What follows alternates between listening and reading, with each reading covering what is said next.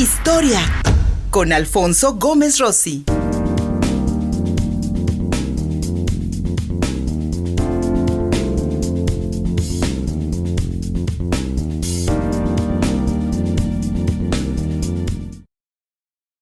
Con nuestro querido Alfonso Gómez Rossi, la revisión histórica de esta semana. Gracias, amigo, por conectarte.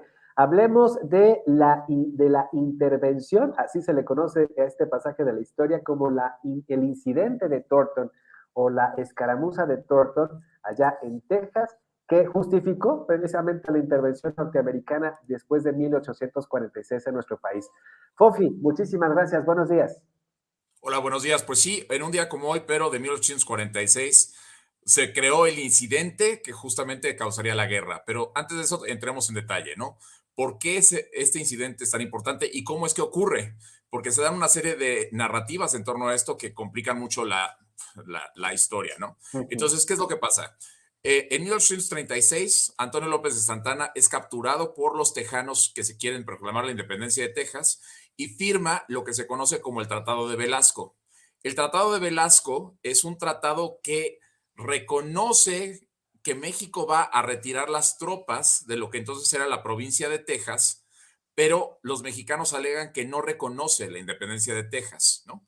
Reconoce que se retiran las tropas al sur del río Bravo, pero cuando llega este tratado, que tiene una parte secreta y una parte pública, al gobierno de México, el gobierno de México dice, nosotros no reconocemos este tratado porque Antonio López de Santana lo firmó obligado por los rebeldes tejanos, ¿no? Texas sigue siendo parte de México y por lo tanto no vamos a reconocer la independencia, ¿no? Y lo que los rebeldes tejanos dicen es, bueno, pues nosotros ya somos un país independiente y de repente Estados Unidos, Gran Bretaña y Francia reconocen a Texas como un país independiente. Ahora bien, había un problema sobre los límites que tenía la República de Texas, porque la República de Texas alegaba que tenía la frontera hasta el río Bravo y que el río Bravo era la frontera natural de la República. El río Bravo baja desde las montañas de Colorado y cruza por Santa Fe, Nuevo México, por El Paso, Texas, y va bajando hasta llegar al Golfo de México. Entonces, los tejanos alegaron que la frontera natural de Texas era el río Bravo, mientras que los mexicanos alegaron que la frontera de la provincia de Texas siempre fue el río Nueces. Ahora bien, entre 1836 y 1846, la República de Texas empieza a tener una serie de problemas que no puede controlar y que no le ayudan a obtener el territorio que desea, ¿no? Por un lado, las invasiones de los indígenas comanches de la zona no le permitía realmente establecer su derecho sobre los territorios entre el río Nueces y el río Bravo. Y el gobierno mexicano, cuando los tejanos trataron de invadir Santa Fe de Nuevo México, logra derrotarlos, ¿no? Entonces lo que vamos a ver es que los tejanos fueron ineficientes en realmente tomar posesión de estos territorios. Pero Texas y el gobierno tejano, encabezado por Sam Houston, tenían una visión particular de qué era lo que querían. Ellos no querían permanecer como un país independiente, sino que la idea había sido proclamar la independencia de Texas para anexarse a Estados Unidos. Ahora bien, en Estados Unidos había un debate sobre estas intenciones de Texas, porque había un debate sobre los derechos de los estados esclavistas y los estados libres. Este debate va a desencadenarse en la guerra de secesión posteriormente, pero va a ser uno de los temas focales de la política estadounidense en la década de 1840. Entonces, aquí la cosa era que muchos políticos de Estados Unidos no querían aceptar la anexión de Texas a Estados Unidos porque asumían que sería un estado esclavista. Y de hecho lo era.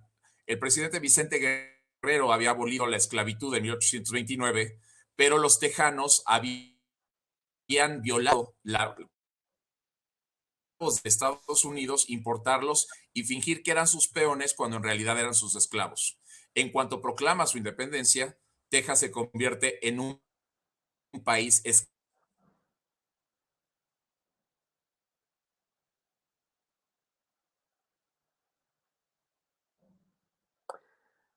Parece que se nos frició la imagen con mi querido Alfonso Gómez Rossi. Estamos esperando para ver si la podemos recuperar, porque se nos congeló prácticamente nuestro querido Alfonso Gómez Rossi. De pronto tenemos esos problemas por la transmisión de internet. Vamos a ver si podemos restablecerla. Estamos hablando del incidente de Thornton. No la podemos restablecer. A ver si la producción. Ahí estás. Fofi, adelante, Fofi, perdón. Perdón. Se cortó. Adelante. Se cortó un poquito, Okay. Nos quedamos un poquito friseados un ratito. Ok. Pues, el caso es que John Tyler quiere convertir a Texas en una parte de su política, pero decide no hacerlo porque causa mucha tensión entre los estados del norte y los estados del sur. Pero cuando llega el momento de su reelección, él busca la reelección, él se da cuenta que su gobierno no es popular y entonces uno de los mensajes que maneja dentro de su reelección es justamente que se va a anexar a Texas, ¿no? Esto para él es importante porque asume que le va a dar fortaleza a su candidatura. Ahora bien, él pertenecía a un partido, en esa época los partidos en Estados Unidos eran los Whigs, que se traduce como las pelucas, y los demócratas, ¿no? Los Whigs, las pelucas, son los antecedentes de los republicanos, pero en esa época no eran republicanos. No estaban de acuerdo con la anexión de Texas. E incluso el Abraham Lincoln, que era miembro de la Cámara de Diputados, se quejó y dijo que él no apoyaba para nada la intervención de Estados Unidos en México y eso le costó su escaño en la próxima elección. Pero lo que entonces va a hacer es que John Tyler anexa a Texas a Estados Unidos, ya no queda como presidente, sino que entra James K. Polk y Polk, como su política lo indicó, más bien su promesa de campaña era extender el Estados Unidos del Océano Atlántico al Océano Pacífico. Justamente en esta época se da lo que se conoce como el Destino Manifiesto. Esta es una idea calvinista que todavía predomina en la historia de Estados Unidos, en el que se considera que Estados Unidos es una nación elegida por Dios, ¿no? Y al ser elegida por Dios tiene un destino que es importante en la historia del mundo, y este destino en esa época incluía ocupar todos los territorios que estuvieran ocupados por otros países para ser un país que uniera al Pacífico y al Atlántico. Ahora, otro país que les estorbaba era Inglaterra, pero con ellos van a llegar a un acuerdo para quedarse con lo que ahora son los estados de Oregon, Washington y Idaho. Pero con el gobierno mexicano, Polk sabe que para provocar un incidente era necesario hacer ver al gobierno mexicano como el agresor. Ahora bien, como decíamos al principio de esta plática, la frontera entre México y Texas se consideraba el río Nueces, pero una vez que Texas queda anexada a Estados Unidos como un estado de la Unión, Estados Unidos asume que la frontera natural de Texas es el que decía la República de Texas, aunque nunca lo había ocupado efectivamente. Entonces, el presidente Polk manda al general Zachary Taylor a que cruce el río Nueces al territorio que estaba justo entre el río Nueces y el río Bravo. Esto lo ven los mexicanos como una provocación y como el intento de Estados Unidos de provocar la guerra, ¿no? Y entonces lo que se determina desde la Ciudad de México es nombrar al general Mariano Arista para que vaya a defender lo que se considera que es territorio mexicano. Se le nombra como general y como el responsable de esto el 4 de abril y él llega a la región de Coahuila y Texas el 24 de abril. Y lo que él pide entonces es que se manda dos grupos expedicionarios para que crucen el río Bravo para ver cómo estaba la situación con los americanos. Cuando se entera de esto Zachary Taylor, lo que él hace es mandar a dos grupos para investigar por dónde están llegando los mexicanos. El del sur no encontró a nadie, pero el del norte, se llamaba, liderado por Seth Thornton, se topa en una hacienda con un grupo que cree reducido de mexicanos. Y en ese momento empieza a atacarlos, pero sin darse cuenta que había una fuerza de 2,000 mexicanos que derrotan entonces al grupo que lideraba Seth Thornton. No sabemos cuántos mexicanos fallecieron, pero sí sabemos que fueron 16 estadounidenses que murieron, 14 estadounidenses que murieron y 6 que fueron heridos, ¿no? El general que fue responsable de vencer a los americanos era Mariano Torrejón, ¿no? Que había sido delegado por Anastasio Torrejón, que había sido designado por Mariano Arista para revisar esta situación. Y entonces lo que hace Anastasio Torrejón es regresarle los heridos a los americanos y decirles, nosotros no tenemos la capacidad para cuidar a sus enfermos, entonces se los regresamos, pero esto va a ser el incidente que provoca la guerra entre México y Estados Unidos. ¿Y qué es lo que pasa? Que Polk maneja la información como le conviene y dice, anexamos Estados Unidos y los mexicanos invadieron territorio estadounidense al cruzar el río Bravo, por lo tanto mataron y derramaron sangre americana en territorio americano y por lo tanto nos encontramos en guerra.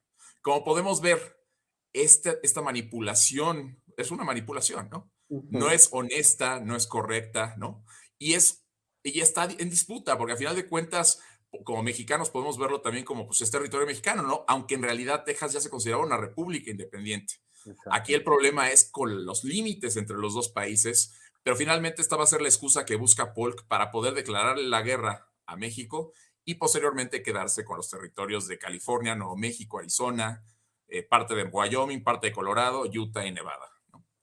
Mi querido Alfonso Gómez Rossi, en el siglo XIX se formularon estas excusas que pudimos ver repetidas en otras intervenciones militares del gobierno norteamericano. Pues ahí están las armas de destrucción masiva en Irak y otros tantos cuentos que pues también podríamos encontrar en la intervención militar de Rusia en Ucrania en estos momentos. Y el complejo histórico, la llaga histórica, esa herida abierta que durante el siglo XIX y XX significó la intervención estadounidense, francesa, inglesa en nuestro país, amigo, pues buscando esa independencia que todavía a estas alturas se sigue discutiendo, esos complejos históricos que los mexicanos seguimos guardando con nuestro vecino de Estados Unidos, enorme en la economía y enorme en lo militar.